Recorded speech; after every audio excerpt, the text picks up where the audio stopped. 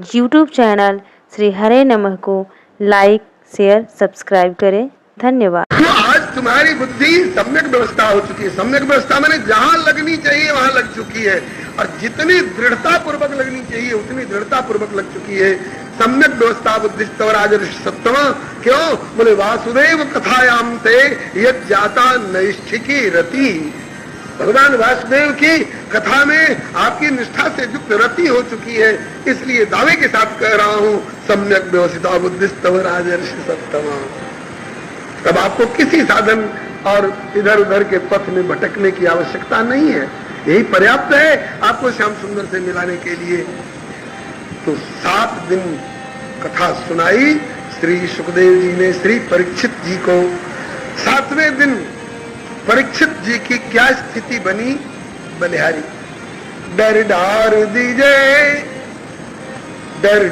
दीजे अरुराह लीजे, जिस राह में साहिब पाई अजू, सुख दुख से न्यारे है रहिए, और हरि के गुण गण गाई अजू।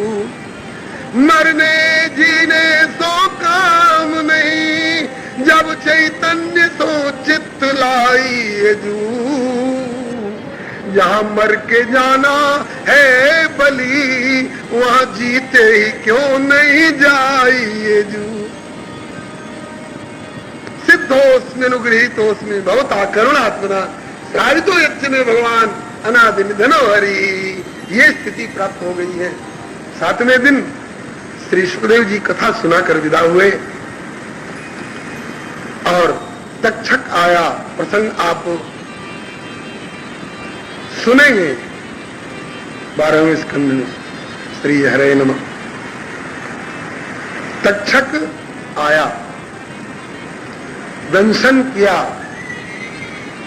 श्री परीक्षित जी का। शरीर तो भस्मसात हो गया, लेकिन लोगों ने देखा कि परीक्षित की आत्मा दिव्य रूप होकर और विमान पर बैठकर भगवत धाम को जा रही है। आप कहेंगे कि ऐसा भी कई वर्णन है। हाँ, इसी महात्म्य में वर्णन है। राज्यो मोक्षम तथा वीक्ष्य, आंखों से देख करके। देखा, किसने देखा? बोले पुरा धाता विस्मित। ब्रह्मा जी विस्मित हो गए, आश्चर्य में पड़ गए। हैं, आश्चर्यजनक घटना घटी है। ऐसा तो कभी देखने क्या सुनने को भी नहीं मिला करता था। काटा किसी को सर्प ने। अब तक तो ये सुना जाता था कि सर्प के काटने से जो मरता है उसकी सदगति नहीं होती है, अधोगति होती है। लेकिन आज परीक्षित को काटा सर्प ने, और ये विमान पर बैठकर भगवान के धाम को जा रहा है, हम देख रहे हैं। राग्यो मोक्षम तथा वीक्ष्य पुरा दाता विस्मित। ये किसका चमत्कार है भाई? बोले कि श्रीमद् भागवतम शास्त्रम करो कलौ किरण भाषितम। श्रीमद् भागवत का यह प्रभाव है। ब्रह्मा जी को आश्चर्य हुआ, कहा कि श्रीमद् भागवत में इतना प्रभाव है कि सर्प से सर्प के द्वारा दंशित होकर जिसका शरीर छूटा है, और वो अधोगति को नहीं जा करके, वो अकाल मृत्यु की गिनती में नहीं आकर के, और भगवत धाम को जा रहा है, ये किसका चमत्कार है? बोले श्रीमद् भागवत का प्रभाव है। कहा कि मैं श्रीमद् भागवत की महिमा को तोलूंगा, तोल कर देखूंगा। किससे? संसार के अन्य अन्य पुण्यों से तोलूंगा। बड़ा भारी तराजू तक बंधवाए धर्म कांटा, जिसके एक पलड़े पर श्रीमद् भागवत कथा श्रवण की महिमा को रखा, और दूसरे पलड़े पर तीर्थ की महिमा, व्रत की महिमा, योग की महिमा, यज्ञ की महिमा, दान की महिमा, व्रत की महिमा, जितने भी पुण्य हो सकते हैं, तीर्थाटन साधन समुदायी, योग विराग ज्ञान निपुणाई, नाना कर्म धर्म व्रतदाना, संयम दम जप तप मग्नाना, भूत दया द्विज गुरु सेवकाई, विद्या विनय विवेक बड़ाई, जह लग साधन वेद बखानी। ये समस्त के पुण्यों को धरते गए दूसरे पलड़े पर। ये अलग अलग क्या बराबरी कर सकेंगे? सब पुण्य एक जगह लोग इकट्ठे होकर मिल करके भी श्रीमद् भागवत कथा श्रवण की महिमा की बराबरी नहीं कर सके। लघु निन्यानि जातानि गौरवेण इदम महत, सब लघु हो गए, सब हल्के हो गए। और गौरवेण इदम महत, गुरुता वजन इसी श्रीमद् भागवत वाले पल्ले की ओर रहा। ब्रह्मा जी सोचने लग गए, इस भागवती कथा में इतना वजन, इतनी गुरुता कहां से आई, जिसने कि संसार भर के समस्त पुण्य में साधनों के साधन जन्य पुण्य को हल्का कर दिया। इतनी महिमा कहां से आई श्रीमद् भागवत में? ध्यान करके देखा, ध्यान करके ब्रह्मा जी ने देखा। ध्यान में क्या आया?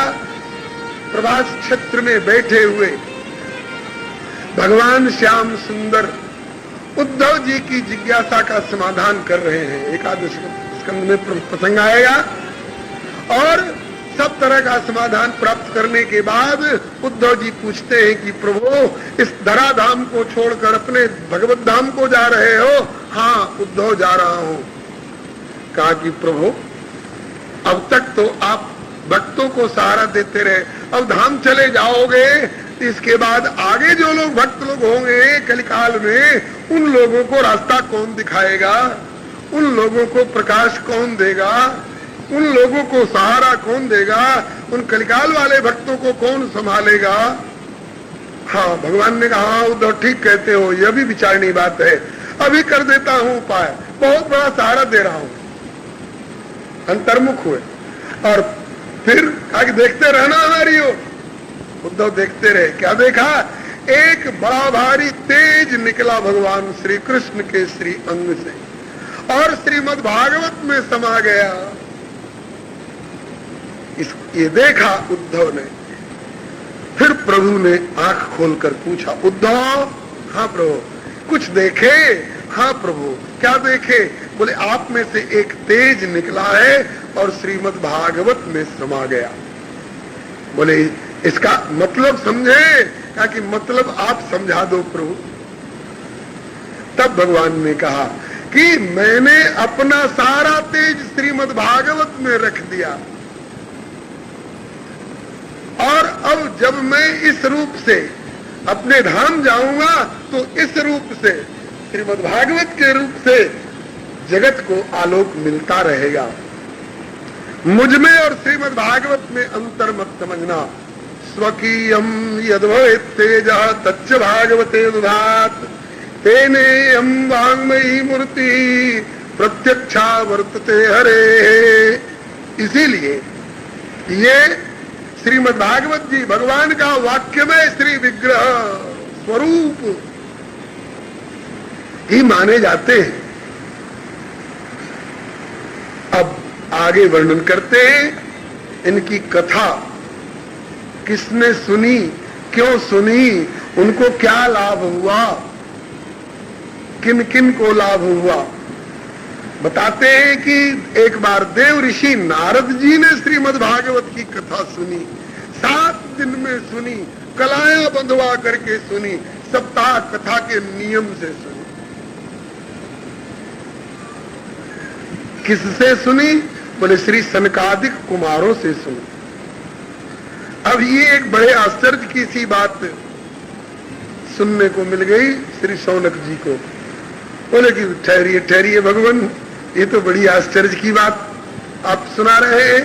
नारद जी जो 7 घंटा भी एक जगह ठहरना नहीं जानते हैं और वो 7 दिन तक लगातार एक जगह रह करके और उन्होंने दीक्षित होकर के कलाया बंधवाकर नियम पूर्वक श्रीमद् भागवत की कथा सुनी। पहला आश्चर्य तो यही है कि श्री नारद जी 7 दिन तक एक जगह कैसे रह सके। इसका उत्तर रामचरितमानस में दिया गया है कि सुमिरत हरि श्राप गति बाधी, सहज विमल मन लागी समाधि। भगवान की उपासना में जो लग जाता है उसके ऊपर श्राप की गति कारगर नहीं होती है। जब चाहे श्राप की गति को किनारे कर सकता है। नारद जी तो 24 अवतार में एक हैं, 12 भागवताचार्य में एक हैं, चतुर्संप्रदायाचार्य में से एक हैं। भगवान के अपर श्री विग्रह हैं। दूसरी बात, और लोग कथा सुनते होंगे, भवबंधन से छूटने के लिए नारद जी तो छुटे छुटाए हैं, इनको कथा सुनने की जरूरत क्यों पड़ी? और लोग सुनते होंगे भगवत प्राप्ति के लिए, नारद जी तो स्वयं भगवत स्वरूप हैं, नित्य भगवत प्राप्त हैं, इनको कथा सुनने की जरूरत क्यों पड़ी? जरूर कोई महत्वपूर्ण इतिहास होगा इसके पीछे, सो कृपा करके हमको सुनाइए। नारद जी भागवत सुनने में क्यों प्रवृत्त हुए, कहां सुनी, कैसे सुनी? तब श्री सूत जी कहने लग गए, एकदा ही विशालायाम चत्वार विषयो मलाः सत्संगार्थम समायाता बद्रिशुस्तत्र नारदम। एक बार विशालापुरी में, विशालापुरी को आजकल हम लोग बद्रिकाश्रम कहते हैं, बोलो श्री बद्री विशाल भगवान की जय। बद्रिकाश्रम में एक बार सत्संग के लिए सनकादिक चारों कुमार आए, सनक सनंदन सनातन सनत कुमार, चारों कुमार रहने वाले ब्रह्मलोक के, और आए कहां? भारत भूमि में, विशालापुरी में, बद्रिकाश्रम में। किस लिए? बोले सत्संगार्थम समायाता, सत्संग के लिए। इसमें ध्वनि है कि ब्रह्मलोक में उतना सत्संग सुलभ नहीं है जितना भारत माता की गोदी में सत्संग सुलभ है। ब्रह्मलोक वालों को भी सत्संगार्थम समायाता, उनको भी आना पड़ता है भारत भूमि में। सत्संग बड़ी दुर्लभ वस्तु है, लेकिन भारतवासियों के लिए परम सुलभ भी है।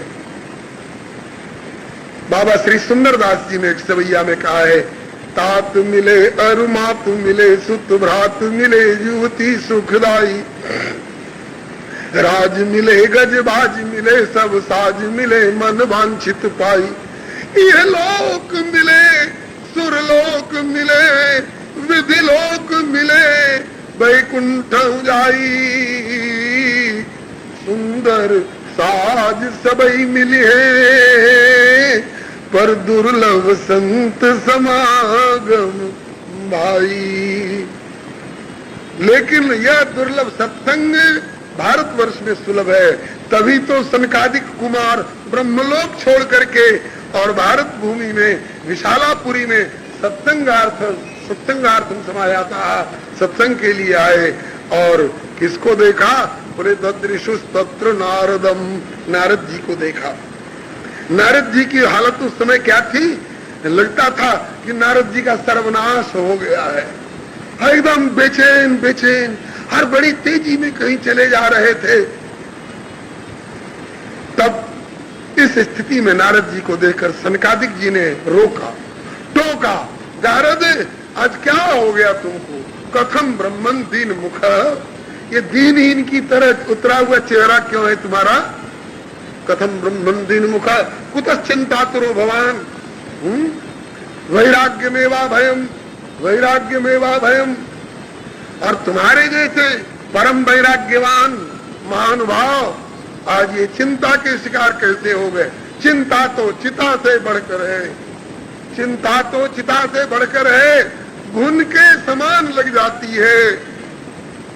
मुर्दे को चिता जलाती है, किंतु जिंदे को चिंता खाती है, खा जाती है चिंता, और चिता में पहुंचाकर फूंकवा देती है। तुम्हारे जैसे महापुरुष कुतश्चिंता सुरो भगवान, चिंता में आतुर कैसे हो रहे हो? त्वरितम गम्यते कुत्र कुतश्चागमनम तव, इतनी तेजी में कहां से आ रहे हो, कहां जा रहे हो? इदानीम शून्य चित्तों से, लगता है कि अपना सारा धन खो चुके हो। इदानीम शून्य चित्तों से गतवित्तो यथा जनः तवेदम मुक्त संग से अनोचितम बद कारणम, आप जैसे मुक्त संग अनासक्त महापुरुष के लिए यह चिंता शोभा नहीं देती है, उचित नहीं है। कारण बताओ, कहीं संसार में फंस गए क्या? कारण बताओ। नारद जी कह देते कि हम चिंतित हैं, चाहे उदास हैं, चाहे व्यग्र हैं, इससे आपको क्या मतलब? जाइए अपना रास्ता लीजिए। और ये चिंतित है तो सनकादिक जी अपने स्वरूप में मस्त रहते, क्या जरूरत थी टोकने की? ये संतों की आपस की संभाल है बंधुओं। यही बात परामर्श के रूप में अर्जुन को भगवान श्री कृष्ण गीता जी में बताते हैं, मत चित्ता मदगत प्राणा आवश्यकता पड़ने पर बोधयंता परस्परम, बोधयंता परस्परम, इसको बोधयंता परस्परम कहते हैं।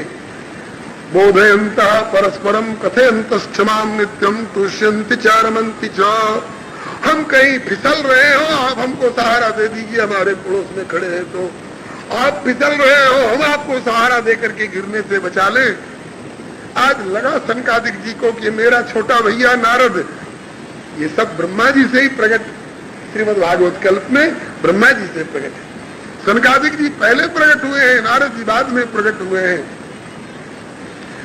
तो मेरा छोटा भैया नारद संसार में कहीं फंस तो नहीं गया, फिसल रहा है, इसे चिंता कहां से आ गई, व्यग्रता कहां से आ गई।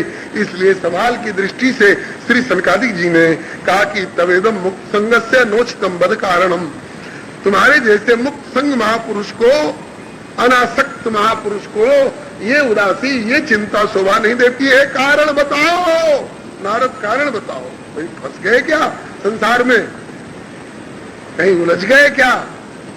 नारद जी ने कहा कि नहीं भगवान, उदास हूं, चिंतित हूं, व्यग्र हूं, बेचैन हूं, लेकिन किसके लिए? रोटी के लिए नहीं, कपड़ा के लिए नहीं, मकान के लिए नहीं, पद के लिए नहीं, प्रतिष्ठा के लिए नहीं, तो किस लिए? वही तो हम जानना चाहते हैं, बताओ। नारद जी ने बताना शुरू किया। अहम तो पृथ्वी जातो ज्ञात्वा सर्वोत्तमानिति, भगवान मैं पृथ्वी पर आया, पृथ्वी में भी भारत भूमि में आया, इसको सर्वोत्तमा जान करके, और यहाँ बड़ी बड़ी विनाश लीला देखी। लोग धर्म से विमुख हो रहे हैं, पाप परायण हो रहे हैं, पति पत्नी में मुकदमेबाजी है, बाप बेटे में कलह है, राजा प्रजा में संघर्ष है, इनकलाब जिंदाबाद, जो हमसे टकराएगा चूर चूर हो जाए, पता नहीं कौन किसको चूर करेगा और स्वयं चूर होगा।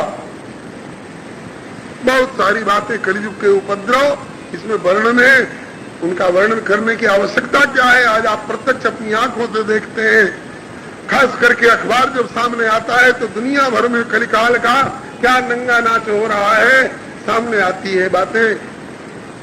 लगता है कि हम क्यों जीवित है ऐसे घोर कलिकाल में।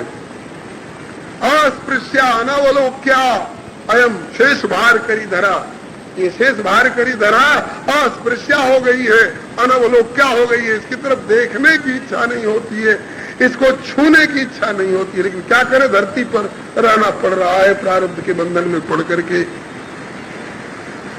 इसके बाद नारद जी बता रहे हैं कि मेरे मन में आई कि अन्यत्र कलिकाल का उपद्रव है, लेकिन वृंदावन चलूं, वहां का वातावरण अभी पुनीत होगा, क्योंकि अभी कुछ ही वर्ष पहले भगवान श्री कृष्ण का वहां अवतार हुआ था और लीला हुई थी। यह सोच करके मैं वृंदावन आया तो वृंदावन में एक और बात ऐसी देखी कि वही मेरी चिंता का कारण बन रही है। क्या देखा महाराज? बोले कि एका तु तरुणी तत्र, एका तु तरुणी तत्र निषण्णा खिन्न मानसा, वृद्धौ द्वौ पतितौ पार्श्वे निःश्वसन्तावचेतनौ। एक तरुणी युवती दिखाई पड़ी वृंदावन में, जो बड़ी दुखी हो रही थी और रुआनी रुआनी रुआसी रुआसी उसकी सूरत हो रही थी, और उसके अगल बगल दोनों तरफ में दो बूढ़े जर्जर बेहोश पड़े हुए थे, और चारों ओर से कई देवियां सुंदरियां घेर घेर करके उस युवती को, कोई पंखा जल रही थी, कोई गुलाब जल का छींटा दे रही थी, कोई उसके चरण दाब रही थी, कोई उसका मत्था सहला रही थी, लेकिन सेविताया सुरैरपि, उन देवियों के द्वारा सुसेविता होकर के भी उस युवती को आत्म शांति नहीं, तसल्ली नहीं थी, बेचैन थी। मैं पास गया यह सोच करके कि कोई दुखिया प्राणी है, इसे कोई कष्ट है, तो किसी को कष्ट देखते तो संतों का हृदय द्रवित हो जाता है। निज परिताप द्रवई नवनीता किंतु पर दुख द्रवई संत सुपुनीता। नारद जी कहते हैं मैं इस ज्योति के निकट गया, मुझको देखते ही माम दृष्टवा चुत्थिता वाला विमलाचा ब्रवीत बचा, मुझे देखते ही वो ज्योति उठ के खड़ी हो गई, कहने लगे भो साधु क्षण चिंताम विनाशे, हे महात्मा जी जरा ठहरिए, हमारी समस्या सुनिए, उसका हल करिए, आप संत हैं, दयालु हैं, कृपा करिए, मेरा दुख दूर करिए। तो नारद जी कहते हैं कि मैं रुक गया। मैंने पूछा देवी क्या तुम हो कौन? कासित तुम हो कौन देवी? का विमो, ये दोनों तुम्हारे अगल बगल में मूर्छित जो पड़े हैं ये कौन है? कासित तुम का चेमानार्य का पद्मलोचना, ये कमल के समान, कमल पुत्र के समान, ये पद्म पलाश के समान विशाल लोचनों वाली ये देवियां कौन है जो तुम्हारी सेवा कर रही हैं?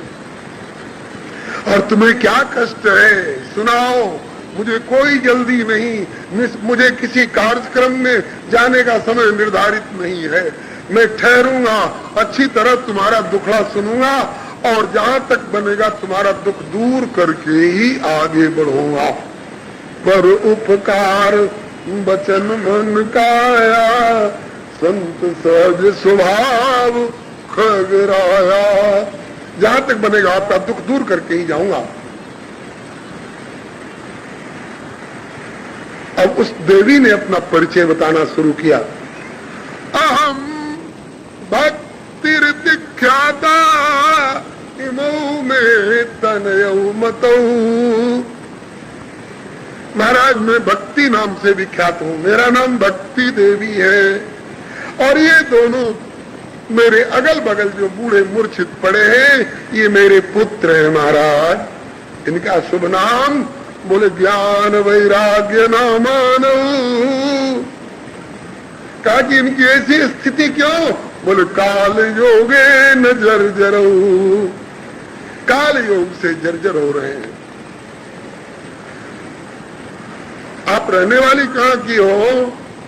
बोली कि उत्पन्ना द्रविड़ेषां वृद्धिम कर्णाटके गता, क्वचित क्वचिन महाराष्ट्रे गुर्जरे जीर्णताम गता।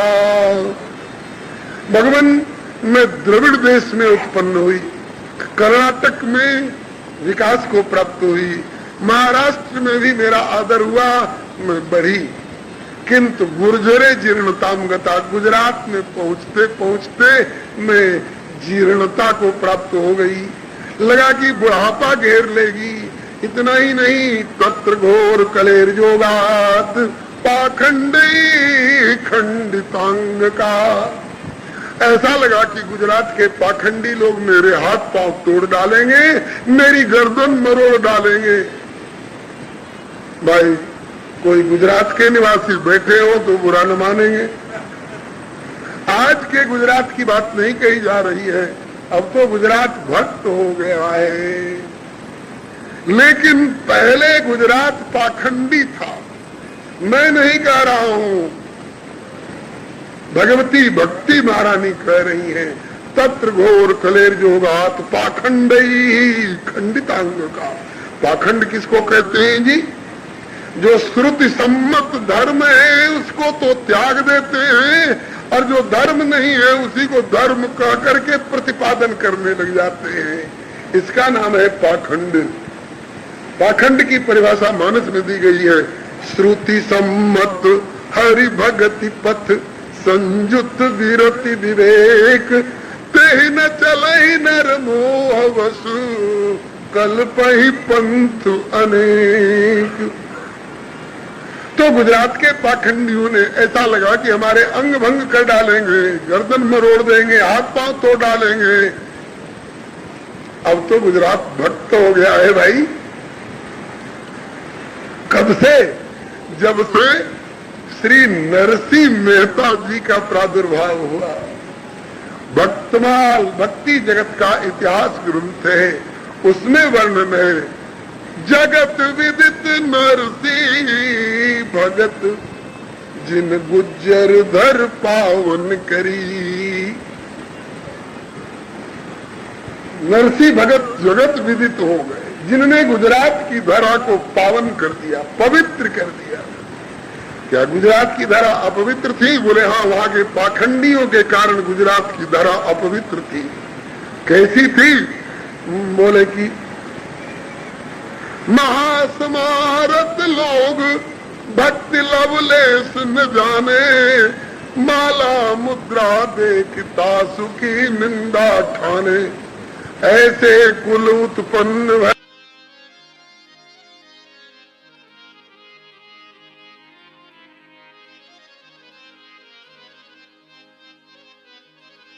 भागवत शिरोमणि, ऊसरते सर कियो खंड दो सही खोयो जिन, बहुत ठोर पर चोदियो रस रीति भक्ति हृदय धरी, जगत विदित नरसी भगत जिन गुज्जर दर पावन करी। गुजरात को नरसिंह जी ने भक्त बनाया, उसके पहले गुजरात पाखंडी था। भक्ति महारानी कह रही हैं, तत्र घोर कलेर जोगा पाखंडी खंडतांग का, दुर्बलाम चिरम जाता पुत्राभ्याम संबंधताम। मैं घबरा गई, अरे यहाँ कुछ दिन और रह जाऊं तो बचूंगी नहीं, मेरे पुत्रों को भी मार डालेंगे ये लोग पाखंडी लोग, और मेरे भी हाथ पांव तोड़ डालेंगे। मैं वहां से भाग करके वृंदावन आई तो वृंदावन वालों ने मेरी मरहम पट्टी करी।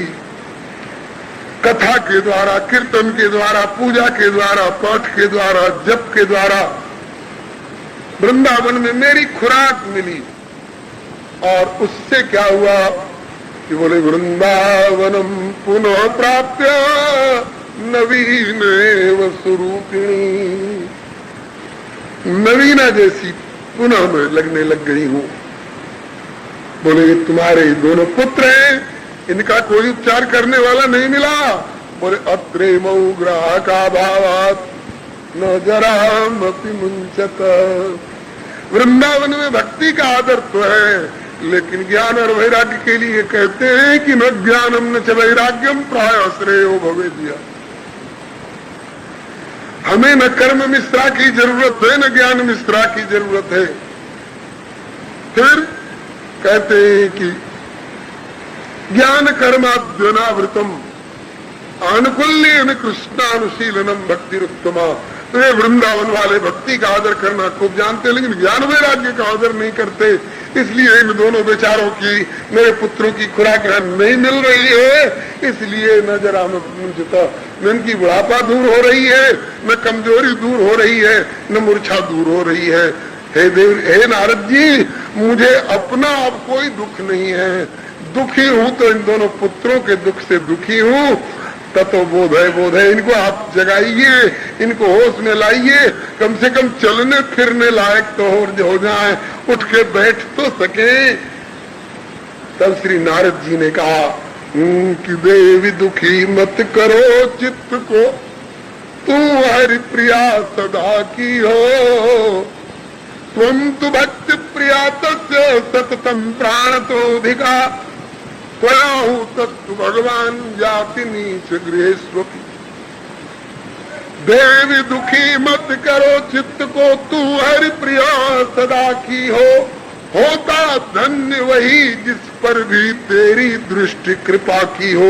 हे भक्ति महारानी, तेरे आश्रय जो रहते वो सच्चिदानंद को पाते हैं। तेरे प्रेम सूत्र बंध हरि शबरी के घर भी जाते। लेकिन हे भक्ति महारानी, आज आपकी ये दशा क्यों? बोले समय परे नर क्या करे, समय परे नर क्या करे। समय समय की बात, किसी समय के दिन बड़े और किसी समय की रात। ऐसा समय आ गया है कि कलि के आविर्भाव काल में, कल युग के आविर्भाव काल में मुख तेरा कुछ म्लान हुआ, प्रबल अधर्म हुआ, बल पाकर कलि का धर्म प्रधान हुआ। कलिका धर्म प्रधान हुआ, प्रबल अधर्म हुआ, बल पाकर, कलयुग का बल पाकर अधर्म प्रबल हो गया। कहते हैं कि धर्म का नाम मत लो, धर्म निरपेक्ष देश हो गया भारत। धर्म का नाम मत लो, धर्म निरपेक्ष हो गया। अब आगे ऐसा कहने वाले भागो, गधा भी धर्म निरपेक्ष नहीं है। जिसके घर पर 2 मुट्ठी भूसा खाता है उसका बोझा ढोना अपना धर्म समझता है। कुत्ता भी धर्म निरपेक्ष नहीं है यारो। जिसका रोटी का टुकड़ा खाता है रात में जग कर पहरा देना अपना धर्म समझता है। विश्व के किसी भी कोने में कोई भी देश धर्म निरपेक्ष हो तो कोई माई का लाल बतावे तो। ब्रिटेन धर्म निरपेक्ष है क्या? कहता है हमारा क्रिश्चियन धर्म है। अरब, अफगानिस्तान और पाकिस्तान धर्म निरपेक्ष है क्या? कहते हैं कि हमारा मुस्लिम धर्म है। और भारत के कुछ लोग कहने लगे हैं कि हम तो धर्म निरपेक्ष हैं। पता नहीं धर्म निरपेक्ष हो करके क्या प्राप्त कर लेंगे, किसका किसका आत्मदाह कर यूट्यूब लेंगे चैनल और करा श्री लेंगे। हरे नमः को लाइक, शेयर, सब्सक्राइब करें। धन्यवाद। से निरपेक्ष मत बनो यारो। धर्म के बिना तुम टिक नहीं सकते हो। माता के प्रति, पिता के प्रति, भाई के प्रति, भौजाई के प्रति, पति के प्रति, पत्नी के प्रति, राष्ट्र के प्रति सबका धर्म होता है। तो बंधुओं, श्री नारद जी भक्ति महारानी को आश्वासन देते हुए कह रहे हैं, देवी कलि के आविर्भाव काल में मुख तेरा कुछ म्लान हुआ, प्रबल अधर्म हुआ, बल पाकर कलि का धर्म प्रधान हुआ। किंतु खेद मत करो रंच भी, किंतु खेद मत करो रंच भी, मैं कुछ जतन विचारूंगा, चाहे जैसे हो तेरा ये भीषण कष्ट निवारूंगा। हे भक्ति महारानी, मैं वादा कर रहा हूँ, मैं नारद कहलाता हूँ, मैं वादा कर रहा हूँ, तस्मिन् स्वाम स्थापयिष्यामि गेहे गेहे जने जने अन्य धर्मान् तिरस्कृत्य पुरस्कृत्य मोक्षवान्। यदि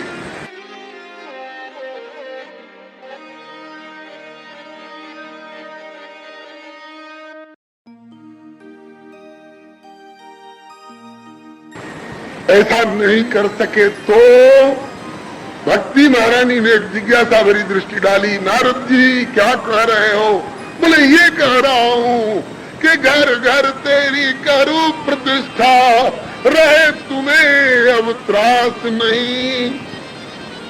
भक्ति महारानी ने एक जिज्ञासा भरी दृष्टि डाली। नारद जी, इस कलिकाल में जहाँ धर्म निरपेक्षता का नारा बुलंद किया जा रहा है, जहाँ धर्म त्यागने में लोग अपना गौरव मानते हैं, क्या आप यह प्रतिज्ञा करके निभा सकोगे? घर घर में और व्यक्ति व्यक्ति के अंतर्गत धर्म की और ज्ञान की और वैराग्य की और भक्ति की प्रतिष्ठा कर सकोगे? नारद जी भी तेज में आकर के कसम खा गए, शपथ राम की खाते हैं, हम मंदिर वही बनाएंगे। नारद जी शपथ खा गए जी वृंदावन में भक्ति महारानी के आगे। शपथ क्या? बोले तदा नाम हरे दासो यदि लोके तो हम न प्रवर्तो।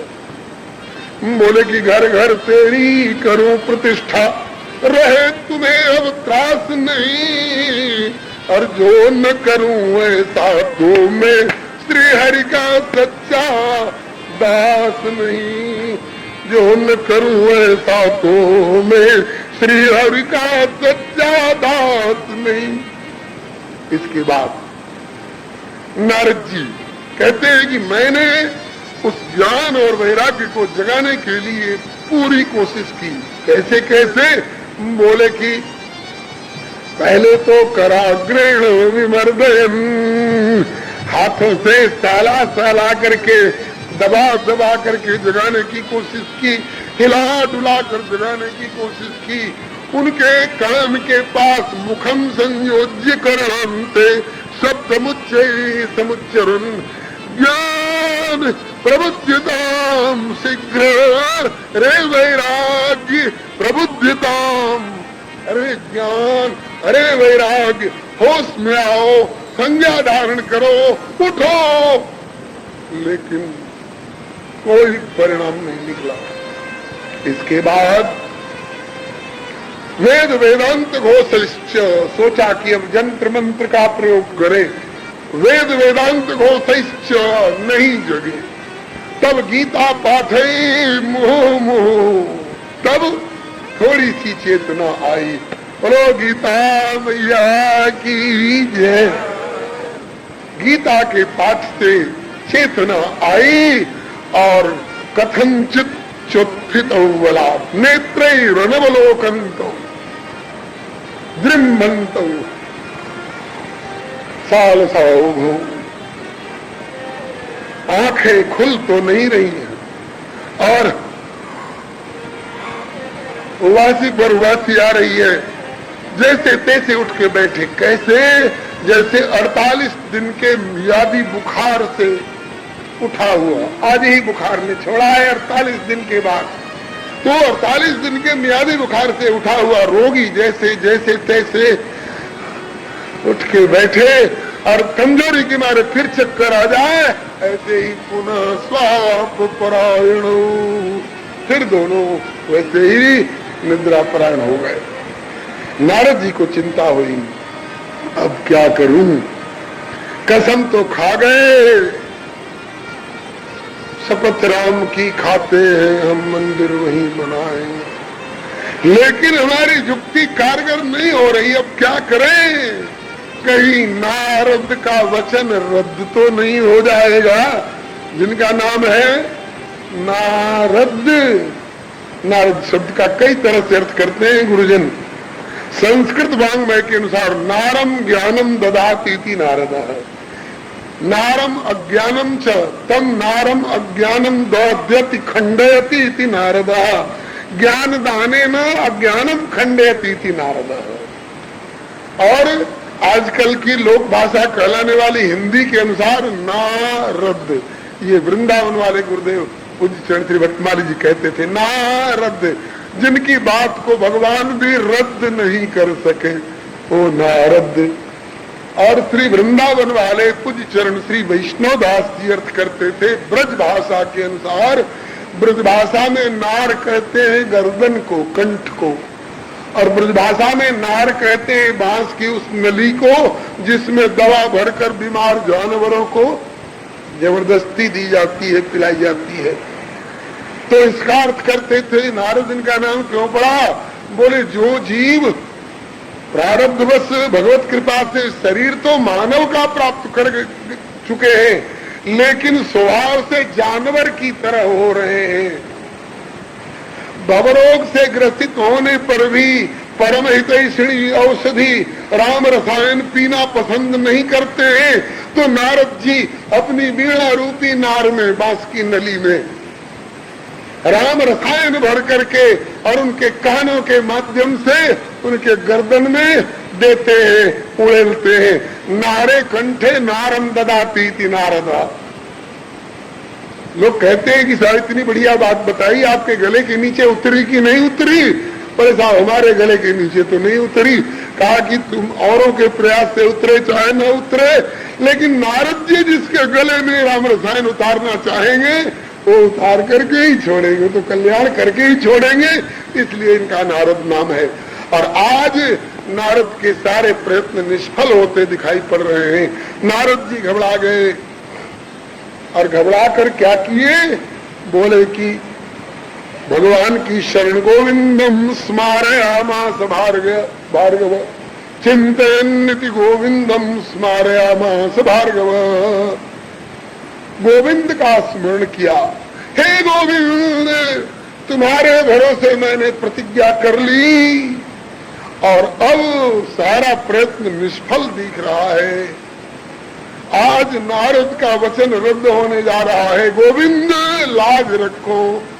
प्रार्थना करते ही तुरंत आकाशवाणी हुई। प्रार्थना अगर अंतरात्मा से होती है तो निष्फल नहीं जाती है। ग्वालियर वाले बाबा सरकार कहते हैं खुदा मंजूर करता है दुआ जब दिल से होती है, मगर मुश्किल तो ये है, बात ये मुश्किल से होती है। हृदय की आवाज, अंतरात्मा की आवाज की सुनवाई परमात्मा के यहाँ अवश्य होती है। अभी नारद जी की अंतरात्मा की आवाज है। सब तरफ से निराश हो करके और भगवान से प्रार्थना किए तो तुरंत सुनवाई हुई और आकाशवाणी हुई। व्योमवाणी तदैवाभूत मां ऋषि खिद्यतामिति। देव ऋषि खेद मत करो। उद्यम सफलस्तेयम भविष्यति न संशय। आपका यह उद्यम सफल होगा, इसमें कोई संदेह नहीं। किंतु इसके लिए एतदर्थम तु सत्कर्म सुरर्षे त्वं समाचर। इसके लिए हे देव ऋषि आपको एक बहुत बड़ा भारी सत्कर्म करना पड़ेगा। नारद जी कहते हैं कि प्रभु सत्कर्म तो हम जितना जानते थे, सब जंत्र मंत्र तंत्र वेद वेदांत अमुक ढमुक सब करके देख लिए, अब तक सफलता नहीं मिली। अब वो कौन सा सत्कर्म बचा है जिसके द्वारा की समस्या हल होगी, ये ज्ञान वैराग्य की मूर्छा दूर होगी और घर घर में ज्ञान वैराग्य और भक्ति की प्रतिष्ठा होगी। वह कौन सा सत्कर्म है? भगवान ने दो बात बताई।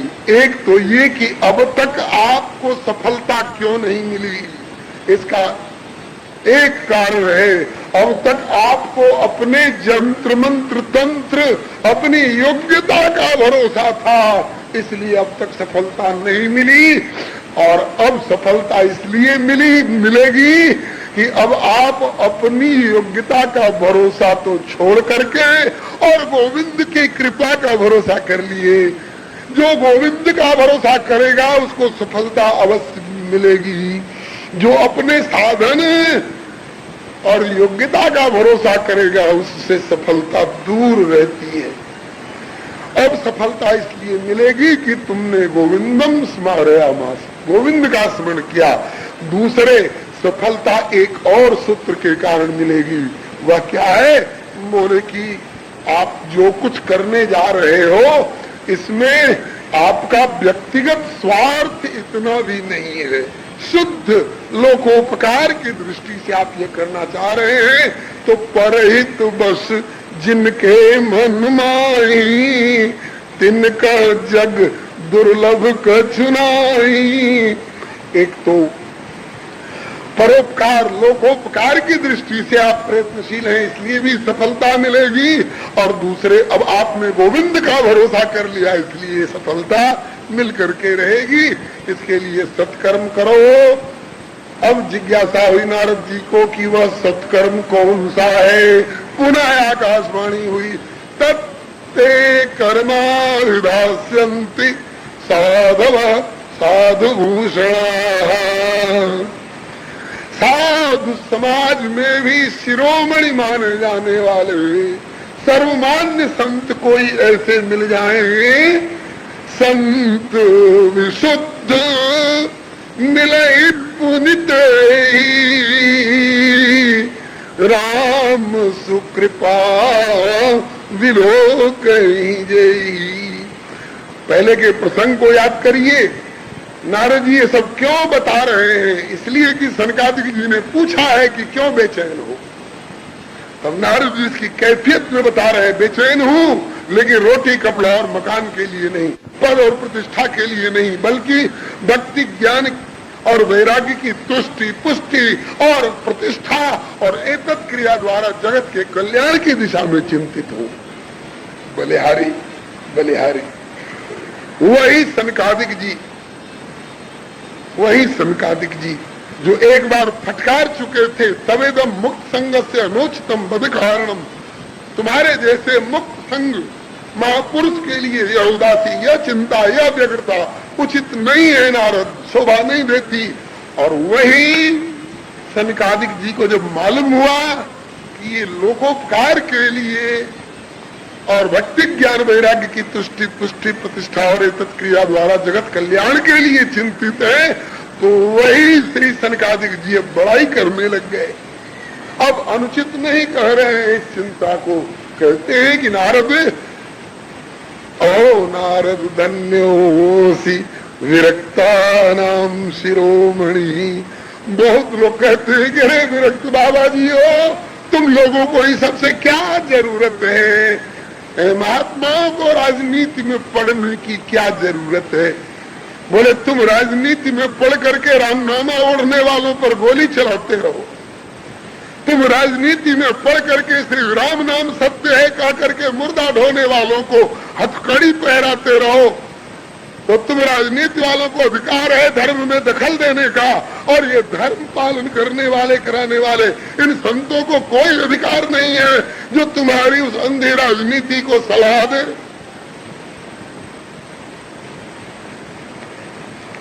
राजनीति अंधी हो जाती है अगर धर्म की आंख नहीं हो तो, और धर्म पंगु हो जाता है अगर राजनीति उसको सहारा दे करके आगे बढ़ने में सहयोग न करे। राजनीति और धर्म नीति दोनों मिलकर के हमें कल्याण तक पहुंचा सकती है। एक गांव में आग लगी, सब लोग भाग गए, बच गए, एक रह गए लंगड़े और एक अंधे व्यक्ति। तो लंगड़ा कहे कि भैया हम तो चला नहीं जाता है, हम तो जल जाएंगे, कैसे भागे। और अंधा बोले भैया हम तो तुम्हें लेके भाग तो सकते हैं लेकिन हमको किधर भागेंगे, आंख नहीं है। लंगड़े ने कहा कि मुझको अपने कंधे में बिठा लो, तुम्हारा पैर मजबूत है, तो आंख से मैं रास्ता बताता जाऊंगा और पैर से भागने का और बचाने का काम तुम कर देना। और कोई नहीं मदद कर सका इन दोनों को। अंधे ने लंगड़े को अपने कंधे पर बिठाया, अंधे का मजबूत पांव मजबूत था और लंगड़े की आंख मजबूत थी। लंगड़े के आंख ने रास्ता बताया और अंधे के पांव ने भागने का काम किया। दोनों उस जलती हुई ज्वाला से बच गए। इस प्रकार से राजनीति और धर्म नीति दोनों का समन्वयात्मक स्वरूप होगा, तब हम कल्याण के मार्ग पर आगे बढ़ सकते हैं। बंधुओं, कोई भी क्रिया अच्छी कहला सकती है, बुरी कहला सकती है, लेकिन उसकी नीयत के ऊपर निर्भर करता है। अगर आप भगवान की पूजा ही कर रहे हैं इसलिए कि हे काली माई फलाने का नाश कर दो, तो आपकी पूजा भी विनाश का कारण बनेगी। अगस्त जी ने यह कथा सुनाई थी। यह प्रसंग में नारदात देवलादपी देवल जी से सुना है, नारद जी से सुना है। ये सब लोग भागवत का गायन करने वाले हैं। इसलिए श्रीमद् भागवतालाप सतु गीता शुकादि न तो केवल न सुखे न गीता बल्कि युद्ध गीता शुकादि शुक प्रभृत भी गीता तदेव भागवत। अरे जिसमें भगवत संबंधी गीत गाया जाए वही भागवत है। रामायण भी भागवत है, विविध पुराण भी भागवत है, लेकिन उनमें और इधर उधर की बातों का भी और मिश्रण प्रतिपादन है। तो इसलिए जैसे कहीं पुत्र की महिमा गाई गई है, कहीं किसी जंगल की महिमा गाई गई है, कहीं किसी देवता की महिमा गाई गई है, कहीं सोमरस की महिमा गाई गई है, उसमें मिश्रण हो गया हो। लेकिन ये श्रीमद् भागवत जो है यह तो विशुद्ध रूप से धर्म प्रोजित कही तवोत्र परमो निर्मत्तराम सदाम विद्यम वास्तव मत्र वस्तु शिवदम पापत्रे उन्मूलनम श्रीमद् भागवते महामुनिकृते किंबा परे ईश्वर सद्यो हृदय रुद्यते कृते शुश्रूषित तत्क्षणात्।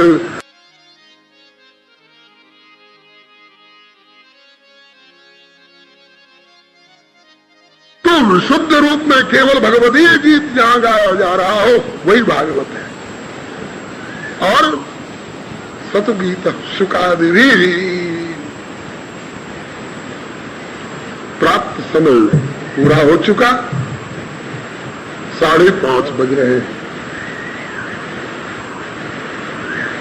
जहां तक आज हो चुका, आज की इतनी सेवा से ही आपको संतुष्ट होना होगा और शेष का परिवेशन कल प्रातः कालीन बैठक में होगा। 8:30 बजे कीर्तन प्रारंभ हो जाएगा, उसमें भी आप सम्मिलित अवश्य हो। और उसके बाद कीर्तन थोड़ा करके और फिर कथा प्रारंभ होगी। कल से कथा की 2 बैठकें हुआ करेंगी, जैसा पर्चा में सूचित है। पहली बैठक 8:30 से 11:30 तक अब पूर्वाह्न की, और दूसरी बैठक अपराह्न में 3 से 6। इसमें कुछ कीर्तन का भाग और कुछ अधिकांश कथा का भाग। भगवान का नाम लीजिए ताकि कथा में जो त्रुटि रह गई हो उसकी पूर्ति हो जाए। श्री कृष्ण गोविंद हरे नाथ नारायण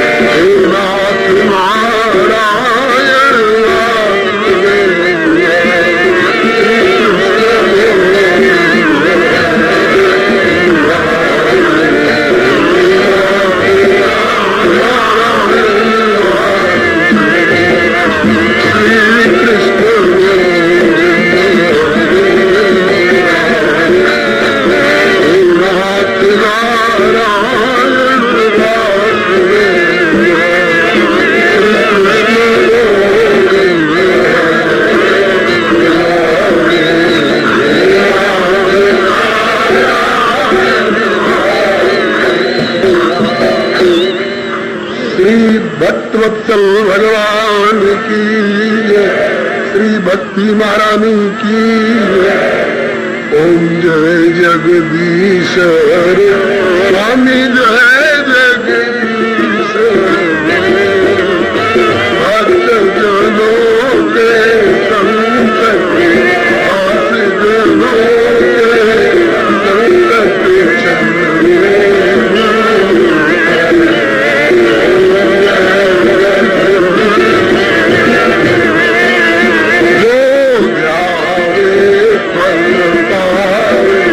दुख बिन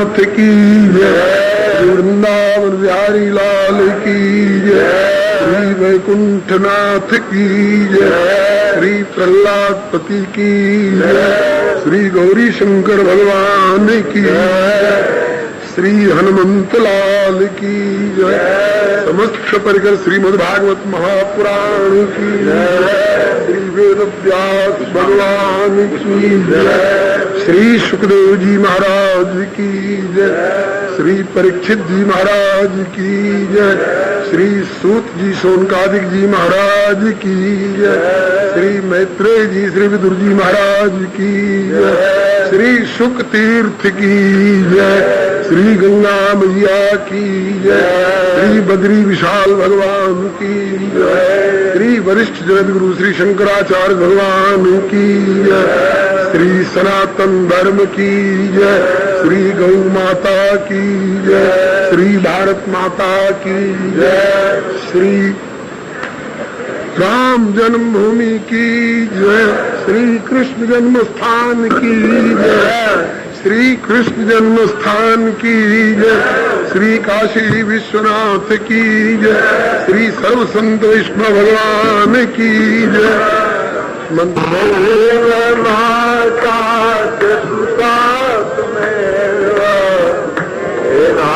नारायण तुमेव बंधुश्च सखा नारायण वासुदेव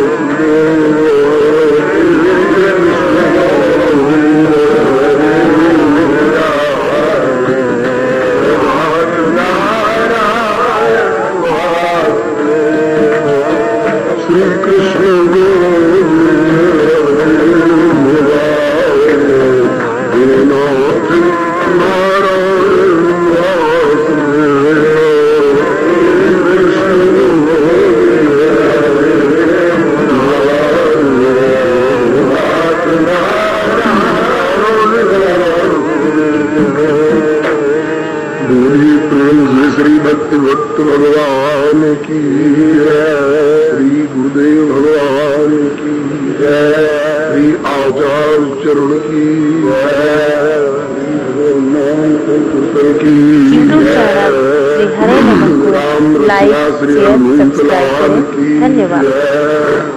समस्त सपरिकर श्रीमद् भागवत महापुराण की जय, श्री वेद व्यास भगवान की जय, श्री सुखदेव जी महाराज की जय, श्री परीक्षित जी महाराज की जय, श्री शौनकादिक जी महाराज की जय, श्री मैत्रेय जी श्री विदुर जी महाराज की जय, श्री शुक तीर्थ की जय, श्री गंगा मैया की जय, श्री बद्री विशाल भगवान की जय, श्री वरिष्ठ जगत गुरु श्री शंकराचार्य भगवान की जय, श्रद्धे श्री चक्र जी महाराज की जय, इनके लाडले की जय, इनके पुण्य स्मृति महोत्सव की जय।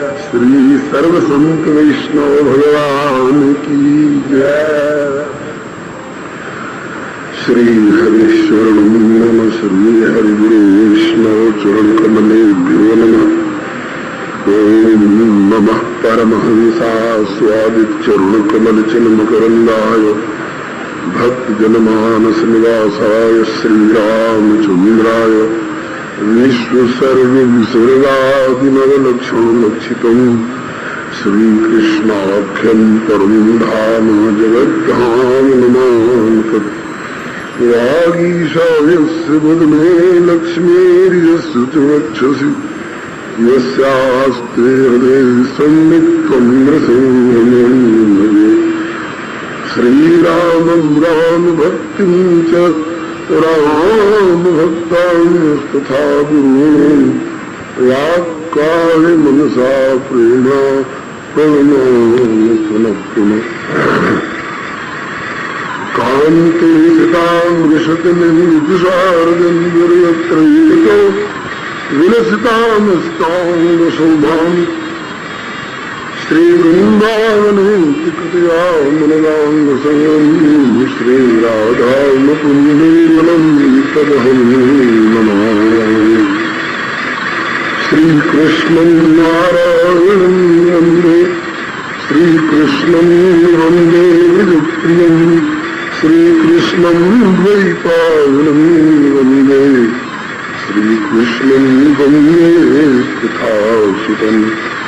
यं प्रव्रजन्तमनुपेतमते कृत्यं द्वैपायनो विरहकातरया पुत्रेति तन्मयतरो दुष्टं सर्वोपरिदेवं मनुमानतोऽस्मि।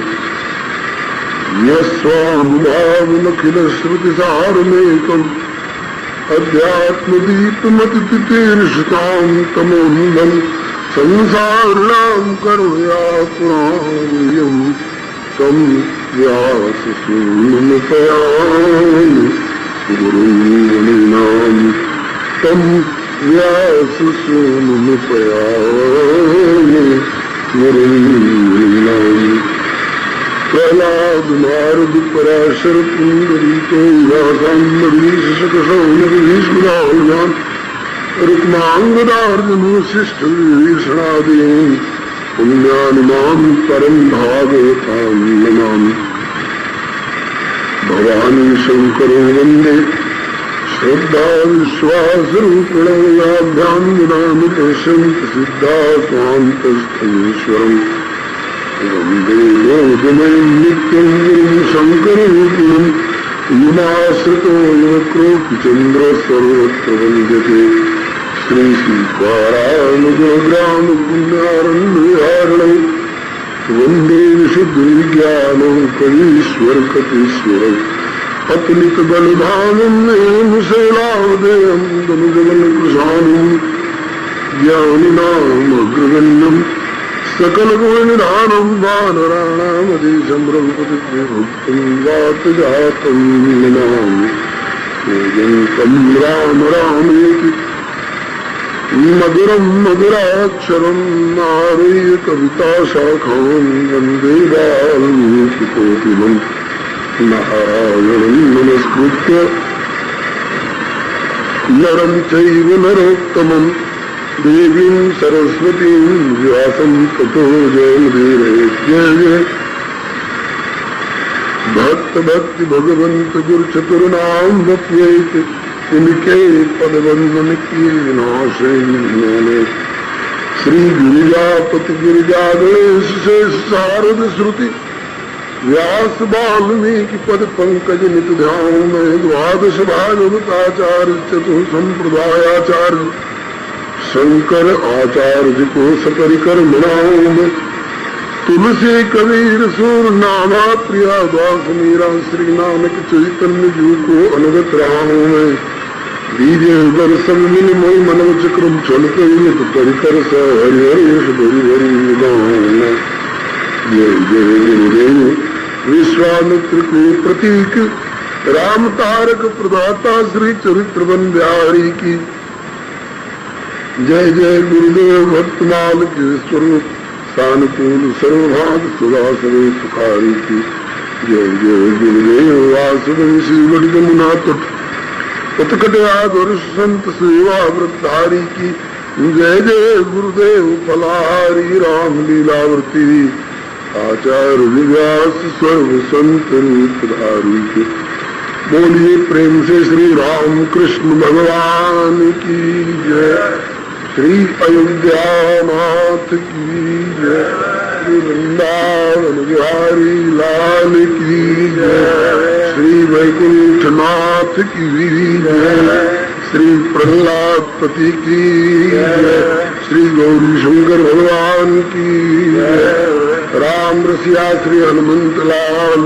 की जय समस्त सपरिकर श्रीमद् भागवत महापुराण की जय श्री वेद व्यास भगवान की जय श्री सुखदेव महाराज की जय श्री परीक्षित जी महाराज की जय श्री सुखतीर्थ की जय श्री सूत जी शौनकादी महाराज की जय श्री मैत्रेय जी श्री विदुर जी महाराज की जय श्री महाराज जी की जय श्री सर्व संत वैष्णव भगवान की जय निगम कल्पतरोर्गलितं फलम् सुखमुखादमृतद्रविसंयुतं पिबत भागवतं रसमालयम् मोरो रसिका भूविभागा। आज श्री प्रभु कृपा से श्रीमद् भागवत महाप्राण कथा सत्र का द्वितीय दिवस है। पूर्वाह्न की बैठक में कथा प्रारंभ होने जा रही है। आप लोग अपने अपने स्थान पर शांति पूर्वक विराजमान रहकर समाहित चित्त से कथा का श्रवण करें। श्री प्रभु कृपा से पूर्व प्रसंग में श्रीमद् भागवत महात्म्य कथा जो पद्म पुराण के छठे उत्तरखंड में 6 अध्यायों में वर्णित है, उसमें सुने कि नैमिषारण्य में श्री शौनक जी ने जो 88,000 ऋषियों के मुखिया है, उन्होंने अपने नैमिषारण्य में व्यासासन पर श्री सूत जी को विराजमान करके इनका पूजन अभिनंदन करते हुए जिज्ञासा की कि समस्त कथाओं का सार वह कथा सुनाइए जो विषयी को शोधन करने में सक्षम हो, साधक का साधन पथ प्रशस्त और आलोकमय करे, प्रभु तक पहुंचने में सहारा दे और सिद्धों को ही भगवद रसानुभूति कराने वाली कथा हो, जो पावन करने वालों को भी पावन करने वाली हो, जो कल्याण करने वालों का भी कल्याण करने वाली हो, और सबसे बड़ी बात जो कृष्ण प्राप्ति कर्म शाश्वत साधनम तद्वदाधुना भगवत प्राप्ति करा देने वाली कथा। श्री सूत जी ने सर्वलोकोपकारिणी कथा की जिज्ञासा से प्रसन्न होकर के पहले तो श्री शौनक जी की प्रशंसा की कि आप जैसे मां प्राणी मात्र का कल्याण करने की कामना रखकर जिज्ञासा करने वाले बहुत कम लोग मिलते हैं। आपकी इस जिज्ञासा से मैं बहुत प्रसन्न हूं। ऐसे ही भगवान भोलेनाथ ने भी भगवती पार्वती की जिज्ञासा पर धन्यवाद दिया। धन्य धन्य गिरिराज कुमारी, तुम समान नहीं को उपकारी, क्योंकि पूछे रघुकुल कथा प्रसंगा, जो सकल लोक जग पावन गंगा। फिर श्री सुत जी ने कहा कि श्री सुखदेव जी के द्वारा जो कथा श्री परीक्षित जी को सुनाई गई थी गंगा जी के पावन तट पर श्री सुखताल में, वही कथा मैं आप लोगों को सुनाऊंगा। वह कथा सक्षम है आपके समस्त जिज्ञासाओं का समाधान देकर प्रभु की प्राप्ति कराने में। और इसी सिलसिले में आपने सुना कि देवता लोग अमृत का घड़ा लेकर के आए कि ये घड़ा वाला अमृत ले लो और कथा रूपी अमृत हमको दे दो। घड़ा वाले अमृत में बड़े बड़े दोष और इस कथा वाले अमृत में बड़ी बड़ी विशेषताएं बताकर श्री सुखदेव जी ने उन्हें स्वर्ग में ले जाने के लिए यह कथा रूपी अमृत नहीं दिया। यहां सुनना हो तो सुनो। श्री परीक्षित जी को भगवत धाम की प्राप्ति हुई इस कथा के प्रभाव से, इसको सुन करके देख करके ब्रह्मा जी ने कथा की महिमा को तोला अन्य अन्य पुण्य साधनों से। भगवत कथा का पल्ला ज्यादा भारी रहा। इसके बाद आपने सुना कि यह कथा इतनी महत्व की है कि भक्ति, ज्ञान और वैराग्य को भी तुष्टि, पुष्टि और प्रतिष्ठा प्रदान करा करके और जगत का कल्याण कराने में सक्षम है, जिसे देव ऋषि श्री नारद जी ने भी नियम पूर्वक 7 दिन में प्रमुख श्रोता बन करके श्री सनकादिक ऋषियों से श्रवण किया। इस सिलसिले में आपने यह भी सुना कि पहले तो सनकादिक जी ने नारद जी की व्यग्रता और उदासी देखकर फटकारा। आप जैसे विरक्त को यह उदासी, यह चिंता, यह व्यग्रता शोभा नहीं देती। लेकिन जब यह मालूम हुआ कि यह उदासी, यह व्यग्रता, यह चिंता रोटी कपड़ा और मकान के लिए नहीं, पद प्रतिष्ठा के लिए नहीं, बल्कि भगवत भक्ति, ज्ञान और वैराग्य की तुष्टि, पुष्टि और प्रतिष्ठा के लिए और एतत् क्रिया द्वारा जगत का कल्याण करने के पीछे ये व्यग्र है, तो बड़ाई करने लग गए। संतों को ऐसा ही चाहिए। तभी तो किसी संत ने कहा है, आग लगी आकाश में झरी झरी गिरत अंगार, ये संत न होते धरणी पे तो अब तक जरी मर तो संसार। फिर श्री सनकादिक जी ने बताया उपाय पहले से विद्यमान है, आप जानते भी हैं, केवल वहां से ध्यान आपका हट गया है। वह उपाय क्या है? बोले ज्ञान यज्ञ। ज्ञान यज्ञ क्या है? बोले श्रीमद् भागवतालाप सतुगीता शुकादि भी। यह कल की कथा का सारांश है। थोड़ा सा पिष्ट पेषण किया, कल वाली कड़ी आज वाली कथा से जुड़ जा। अब ये नारद जी ने जब सुना कि श्रीमद् भागवती कथा से ज्ञान वैराग्य को संतुष्टि और पुष्टि मिलेगी, उनका कष्ट दूर होगा, तो नारद जी ने शंका की। ये ऐसी शंका नारद जी कर सकते हैं? नहीं, लेकिन किए। क्यों किए? आगे वाले लोग शंका करेंगे तो उनको समाधान कौन देगा, इसलिए आज ही शंका कर लूं और आज ही समाधान दिला दूं। इतिहास बनेगा, उल्लेख होगा, आगे वालों को समाधान मिलता रहेगा। नहीं तो पता नहीं लोग कहाँ कहाँ पूछते फिरेंगे, कैसे कैसे लोग कैसे कैसे समाधान देंगे। इसलिए आज ही शंका कर लो, आज ही समाधान दिला दो। श्री नारद जी ने शंका की कि भगवान मैंने सुना है वेदोपनिषदाम सारा जाता भागवती कथा, वेद और वेदांत और उपनिषदों के सार से ही श्रीमद् भागवत की कथा तैयार हुई है।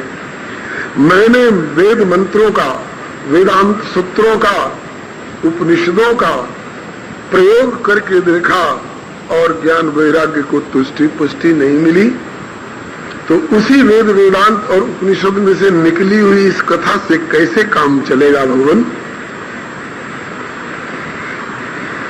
तब श्री सनकादिक जी ने 3 उदाहरण देकर के बहुत बढ़िया ढंग से समझाया है। बोले कि किसी को भूख लगी हो और आम का पेड़ सामने खड़ा हो, तो क्या आम के पेड़ से उसको तुष्टि पुष्टि और क्षुधा निवृत्ति हो जाएगी? नहीं। पेड़ की जड़ से लेकर के और फंगी तक, डाली डाली में, पत्ते पत्ते में रस तो है, लेकिन उसको न तो खा करके तुष्ट कोई हो सकता है, न पुष्ट हो सकता है, न क्षुधा निवृत्ति हो सकती है। हाँ, उस पेड़ में लगे हुए परिपक्व फल को अगर ग्रहण करे तो उसे तुष्टि पुष्टि और क्षुधा निवृत्ति हो जाती है। इस उदाहरण में ये बताया कि वेद वेदांत और उपनिषद ये वृक्ष हैं और उनमें लगा हुआ परिपक्व फल श्रीमद् भागवत है। वृक्ष से नहीं तुष्टि पुष्टि और क्षुधा निवृत्ति हुई और उसके फल से तुष्टि पुष्टि क्षुधा निवृत्ति हो जाती है। आपने दूसरा उदाहरण दिया, किसी ने छेना के गोला बना बना करके धर रखे हो, रसगुल्ला कह करके, उसमें मिठास कहां से आएगी? मिठास दुनिया भर की गन्ना में से आती है, लेकिन गन्ना के डंठल में, अगर गन्ना के खेत में गन्ना के डंठल से चिपका चिपका करके उन छेना के गोलों को बांध दिया जाए तो मीठे हो जाएंगे? नहीं मीठे होंगे। हाँ, उस गन्ने को पेर करके उससे निकाले हुए रस का गुड़ बना, गुड़ से खांड बना, खांड से चीनी बन गई, चीनी से मिश्री बन गई और मिश्री से चिपका के रख दीजिए तो सब मीठे हो जाएंगे। कहने का तात्पर्य दूसरे उदाहरण में कि वेद वेदांत उपनिषद गन्ना है मूल, और उन्हीं में से निकला हुआ परिष्कृत रस मिश्री के रूप में श्रीमद् भागवत है। तीसरा उदाहरण दिया, किसी को हवन करना है अथवा पुआ पोड़ी तलने हो, तो कोई कहे कि दूध से ही तो घी निकलता है ना, तो कौन दूध को दही के रूप में जब आप जमावे, कौन मथे और कौन उसको कड़कड़ावे और फिर अरे दूध ही में पुआ पोड़ी डालो और छानो? बोले नहीं छनेगा, दूध ही से तो घी निकलता है ना, तो कौन झंझट करे, इतना दूध गर्म करो और दही जमाओ और मथो और मक्खन निकालो, फिर कड़कड़ाओ और फिर उसमें से घी निकालो। बोले दूध ही से हवन करो। बोले अग्नि कुंड की सारी अग्नि बुझ जाएगी। तो दूध से ना हवन का कार्य संपन्न होगा, ना पुआ पूड़ी तली जा सकेगी, लेकिन उसी दूध में से मथ करके निकाले हुए सारभूत मक्खन का जो घी है, उस घी से हवन भी हो जाएगा और पुआ पूड़ी भी तले जा सकेंगे। इसने ये बताया कि वेद वेदांत उपनिषद जो है ये दूध है और उसी को मथ करके उसमें से सारभूत निकाला हुआ ये शुद्ध घृत है। श्रीमद् भागवत इससे काम चल जाएगा।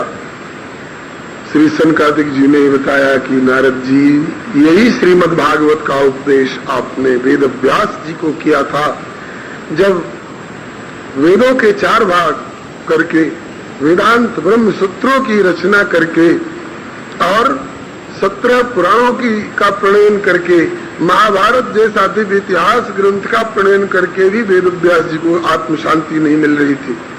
तब तदा त्वया पुरा प्रोक्त चतुश्लोक समन्वितम, आपने इसी भागवत का उपदेश वेद व्यास जी को करके और उनका दुख दूर किया। तभी श्रवणात् सद्यो निर्बाधो बादरायण, भगवान वेद व्यास जी की समस्या का हल हो गया। और आज उसी श्रीमद् भागवत जी की महिमा में आप स्वयं संदेह करके प्रश्न कर रहे हो कि भागवत से कैसे काम चलेगा। तब नारद जी को ध्यान आया, अरे तो मेरे साथ तो वही कहावत हो गई कि गोदी में छोरा और शहर में ढिढोरा। एक चौबे जी ने भांग छानी और छोरा को कंधे पर बिठा करके बगीची से घर की ओर चले। रास्ते में भूल गए बंग के झोंके में, नशे में, कि छोरा कहाँ है, मेरे साथ था, कहाँ गया, कहाँ है, कंधे पर, उनको पता ही नहीं है। चारों ओर पूछते फिर रहे हैं, अरे मेरे छोरा को तुमने देखा, मेरे छोरा को तुमने देखा। लोगों ने समझा कि इसके अलावा और दूसरा कोई छोरा होगा। और जब घर में घुसने लग गए, ऊपर की चौखट से कंधे पर बैठे हुए इस छोरा का सर टकराया, कहाँ है करके चिल्लाया, अरे कहा दारी के तू कंधे पे बैठो है और मैं तेरे लिए सवेरे शहर में ढिढोरा पीट आयो। बोले गोदी में छोरा और शहर में ढिढोरा, वही हाल नारद जी का हुआ। जो नारद जी श्रीमद् भागवत के प्रवक्ता हैं, वेद व्यास जी को बताकर उनका कष्ट दूर कर चुके हैं, और वही नारद जी आज श्रीमद् भागवत की महिमा में संदेह कर रहे हैं। बोले कि अब देर मत करो, संदेह मत करो, वर्ष कथा का आयोजन करो। बोले कहाँ कथा होगी, बाकी ये कहाँ हो रही, समागम हुआ था। चाहते तो वही श्रोता वक्ता बन करके बैठ जाते, ऐसी जगह पर कथा हो जहां कमजोर लोग भी, गरीब लोग भी लाभान्वित हो सके। सब हिमालय के उतने ऊंचे शिखर बद्रिकाश्रम तक कैसे पहुंच सकेंगे, इसलिए थोड़ा और नीचे उतरो। कहाँ, बोले गंगा द्वार समीपे तू तटमानंद नामकम अपूर्व रस रूपा च कथा तत्र भविष्यति। गंगा द्वार, जिसको आजकल हरिद्वार कहते हैं, हिमालय का ऊपरी भाग जो है गंगा घर है, गंगा जी का घर है, और हरिद्वार जो है वो गंगा जी का द्वार है। घर के बाहर द्वार होता है जहां से समतल पर निकल करके आते हैं। महल कितना ऊंचाई पर हो, लेकिन द्वार समतल पर होता है। तो गंगा द्वार समीपे तो हरिद्वार तटमानंद नामकम, आनंद नाम का एक बड़ा सुंदर घाट है, वहीं पर कथा होगी। बोले महाराज वहां पर इतनी बिछायत दरी, चंदोवा, चांदनी, शामियाना, ये सब कहां से आएंगे? बोले सब की कोई जरूरत ही नहीं है। क्यों? बोले नाना तरुलता किरण, बड़े बड़े पुस्तैनी ऊंचे ऊंचे साल के वृक्ष हैं, और उन पर फैली हुई लताओं की वल्लरियां चारों ओर ऐसा आच्छादन बिखेरे हुए हैं कि लगता है कि वितान तना हुआ है, नैसर्गिक रुचिर वितान तना। और बिछावन की कोई जरूरत नहीं है। नव कोमल बालुकम, गंगा जी की ऐसी सुंदर बालुका, लगता है चांदी का चूर्ण रेत रेत करके, चूर्ण करके और बिखेर करके बिछा दिया गया है। 10 घंटा गंगा जी की रेती पर, बालू पर बैठ करके और उठो, कहीं कपड़े में दाग नहीं, कहीं कोई गंदगी का लेश नहीं। मखमल के गद्दे से भी ज्यादा कोमल गंगा जी की बालू पर बैठ करके आनंद आएगा। भूख लगेगी तो वृक्ष फल देंगे, प्यास लगेगी तो गंगा जी का निर्मल अगाध शीतल मधुर अमृत को भी लज्जित करने वाला जल मिलेगा। कोई ये नहीं कहेगा कि भाई थोड़ा बर्फ डाल करके दो। हाँ, अपने आप शीतल जल होता है महाराज वहां का। बोले हाँ, ये सब तो सुविधाएं हैं, ठीक है, लेकिन पर्वती उपत्यका है, जंगली भाग है, कथा के बीच में कहीं बाघ, सिंह, सांप, बिच्छू और रात पड़े तो? बोले नहीं। यत समीपस्थ जीवानाम बैरम चेतस्य न स्थितम, वहाँ ऋषि लोग भजन करते हैं, उनके भजन के प्रभाव से वहाँ के जितने जीव हैं, सहज बैर सब जीवन त्यागा, गिरि पर सकल करई अनुरागा, करके हरि कपिकोल कुरंगा, विगत बैर विचरे सब संगा। ऋषियों के भजन स्थल पर आपस के बैर को त्याग करके बाघ और बकरी एक घाट पर पानी पीते हैं, और सांप के फण पर चूहा खेलता है, कोई किसी को भय नहीं। ये ऋषियों के भजन का प्रभाव है। कथा प्रारंभ होने को निर्णय हो गया, वहीं से जो जो रास्ते में मिले कथा होने जा रही है। श्रीमद् भागवत की कथा, हरिद्वार जैसा पुनीत स्थल, भक्ति ज्ञान वैराग्य की तुष्टि पुष्टि और प्रतिष्ठा और जगत का कल्याण जैसा पवित्र उद्देश्य, श्री सनकादिक जी सरीखे प्रवक्ता, श्री नारद जी सरीखे मुख्य श्रोता, ऐसा अवसर सब एक साथ बार बार नहीं मिलता है। हल्ला मच गया, भूलोके देवलोके ब्रह्मलोके तथैव च, सब लोग दौड़ दौड़ करके चले। क्यों दौड़ दौड़ करके? इसलिए कि कहीं हमारे पहुंचने के पहले 2-4 अध्याय की कथा निकल न जाए, उतने से हम कहीं वंचित न रह जाए। इसलिए धावंतोप्याय सर्वे प्रथम ये च वैष्णवा, कौन कौन आए उनके नाम दिए गए हैं। भृगुर वशिष्ठ च्यवनश्च गौतमो मेधात देवरात रामस्तथागाद सुतस्य साकलो मृगंड पुत्रा त्रिपलादा योगेश्वरो व्यास पराशरौ च छायास्रोजा सुगोजा जलि जन्मुख्या सर्वेप्यमी मुनिगणा सपुत्र शिष्या स्वस्त्री विराय व्रति प्रणयन युक्ता। ये सब ऋषि महर्षि आए, इनमें कोई सदगृहस्थ है और कोई विरक्त भी है। विरक्त लोग अपने शिष्य प्रशिष्य के साथ आए और सदगृहस्थ ऋषि लोग अपने स्त्री और बाल बच्चों के साथ आए। सब चलो, बोले घर की रखवाली कौन करेगा? बोले घर राम भरोसे। जिसको कहेंगे कि तुम घर पर रहो वो तो कथा से वंचित रह जाएगा, और ऐसे लाभ से वंचित रहना भी अन्याय है और अपने स्वजनों को वंचित रखना भी अन्याय है। इसलिए कोई घर नहीं रहो, चलो घर राम भरोसे।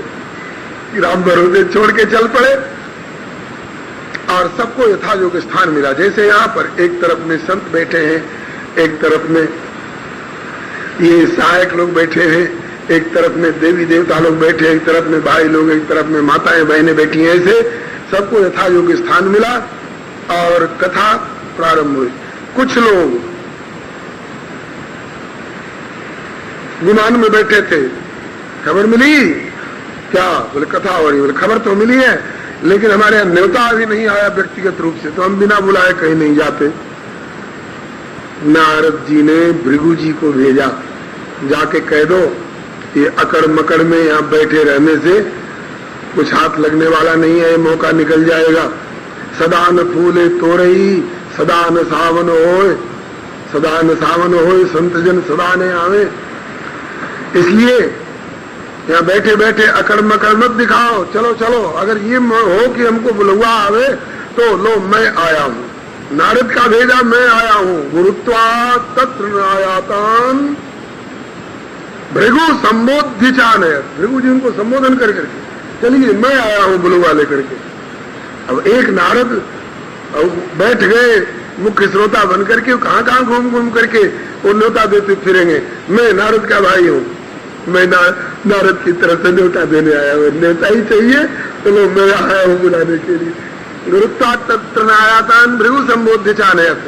वेद आए, वेदांत आए, मंत्र आए, तंत्र आए, 17 पुराण आए, 6 शास्त्र आए, गंगा इत्यादि नदियां आई और पुष्कर इत्यादि सरोवर आए, सब आए, मूर्तिमान हो करके आए महाराज। सहित समाज सहित बर नारी, काम रूप सुंदर तंदारी, सहित समाज सहित बर नारी, सब आए। आज भी जहां जहां कथा होती है सब आते हैं। तत्रैव गंगा यमुना च वेणी गोदावरी सिंधु सरस्वती च सर्वाणि तीर्थानि वसन्ति तत्र। कहा? बोले यत्राच्युतोदार कथा प्रसंग।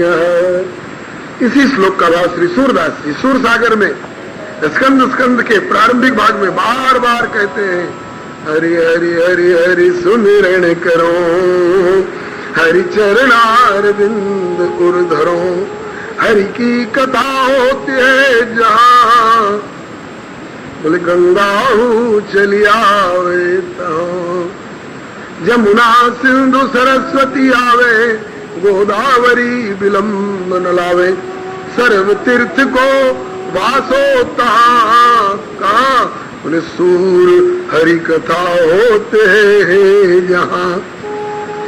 मान लीजिए आप किसी तीर्थ में नहीं गए हो, 4 धाम और सप्तपुरी और 3 लोक 14, उनमें कहीं आप नहीं गए हो, केवल सुख तीर्थ में आकर के आपने कथा सुनी। इसके बाद आपसे पूछे कि कौन कौन तीर्थ आप किए हैं, ये मत कहना कि हम कोई तीर्थ नहीं किए, कहना कि सब तीर्थ कर लिए हैं, कोई बाकी नहीं रहा। अरे एक सुख तीर्थ में गए और सब तीर्थ कैसे करिया है? बोले वो ऐसा तीर्थ है जहाँ की सब तीर्थ खुद आए थे, जहाँ सब तीर्थ आए थे वहां हम जाके हुआ है, तो हम सब तीर्थ करिया है कि नहीं करिया है? सर्व तीर्थ को वासो तहाँ सूर हरि कथा होते हैं जहाँ सब आए और देवी देवताओं का यथा योग्य स्थान देकर के पूजन करते कराते हुए विधि विधान पूर्वक और ग्रंथ का पूजन, व्यास का पूजन, समागत संतों का पूजन करते कराते हुए और कथा का शुभारंभ हुआ।